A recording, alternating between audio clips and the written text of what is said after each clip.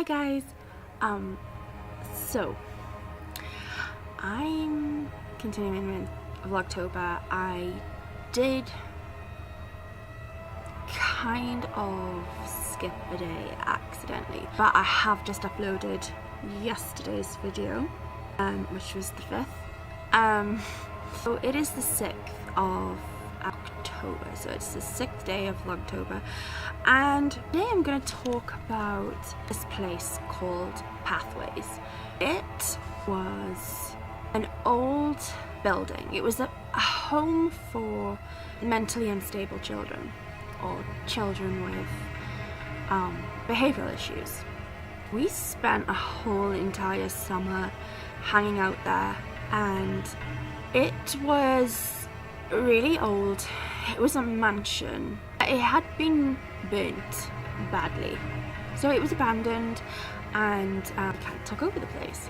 We mostly stayed in the garden area. This house was on a lot of land, and there's a lot of memories from this building. A lot of things, weird things that happened there. So I think the first one was, there was a few of us that was hanging out regularly together throughout school. There was me, my bestie Jules, there was Vicky, there was Jojo, and there was Rodri, which was Vicky's boyfriend. One day we were sitting in the gardens of this building. I want to mention as well that we used to hang out right next to a grave. It had a grave marker, and it was Gertie, pot-bellied pig. Now I have a love for pigs. When I was in my teens, everything was pigs. You know, I had pig teddy bears, I still got them, pig ornaments, pig pencil cases, everything was pigs. I still get a lot of pig things as well, because I still love pigs. I still want probably a Chinese pot-bellied pig. They are adorable. Although no, cut the crap, I want a micro pig. So I really wanted to mention her. We've never met her. We at least I did, felt something for her. She was like one of the gang, even though she was just, in the ground. So we always used to sit right next to her grave. We found chairs there, so we used to hang out. And one day we took Prodry's best friend, Spencer, up to Pathways with us, and he was really curious, so I volunteered to take him into the house to show him around. Now this was when I was 16. Oh, it was a long time ago. I'm 35 now, so my memory may be off a little.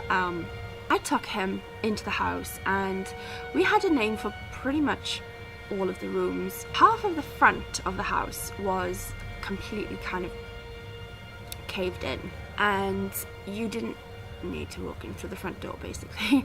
In the very front room, the first room on your left, it was very dark. We didn't go in there at all. It wasn't one of the rooms we hung out in, but Spencer was interested in the whole place, and I think we went in there, but I think we popped our heads in and had a look, and I shit you not, there was a double bed in that room. It was stripped, it was mouldy, it was damp, and I hadn't seen that bed before. So after a little tour of the house, I took him upstairs to Jerry's room. There's a legend that Jerry wants the place, and that he had a room there, and he was obviously mentally unstable. Years later though, I found out that Jerry actually does exist, and he was still alive at that time. I'm not So after the tour, we went back to the gardens and joined our friends, and I was like, guys, we just found a double bed. And obviously they were laughing. So as I said, we'd never seen this double bed before. We'd always walk past the room and you can see in it, it was dark, but you can always see that the room was empty. When we went back, literally maybe like 10 minutes later, there was no sign of the bed. I have no idea what the hell happened to it, but it was no longer there. Later, a bit later again, Spencer, he must have been a curious thing, but he wanted to explore the grounds as far as I remember. And I showed him around, and we come across these sort of bricks that was laid out in a line on the floor, and underneath the bricks was like a hole. I hadn't seen this before, I hadn't really gone past that way, I guess. And so he sticks his head in the hole and he's like, a room under here. So we both get inside, we both get in the room, and there was this room that was like a storage room, and it was full of old Singer sewing machines. I have absolutely no idea where they came from. So we went back and we told them about the sewing machines. I can't remember how long later it was. It might have been the next day, I'm not sure, but I went back anyway. Without Spencer, it was with someone else. I think it was probably Jules. And all of the sewing machines had gone. I don't know if someone had come along and taken them, maybe we'd been seen, and I don't know, it was just bizarre that they had just completely disappeared. Other things that happened in that house, hung out there every day. We knew every little bit of that house. One day, I can't remember who was with us.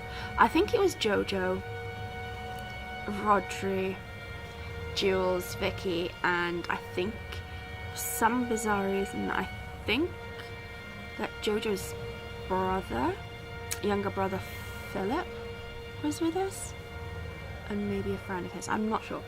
We walk into the house as usual, and we decide that we're gonna show them around. So we all walk up the stairs, and we just stop dead in our tracks, all of us. Something had changed, and we couldn't figure out what it was. So we were just stood there, and we were, talking like, guys, this is wrong. This doesn't feel right. And we figured it out. I have absolutely no idea how this happened. The corridor, this is gonna sound so crazy. The corridor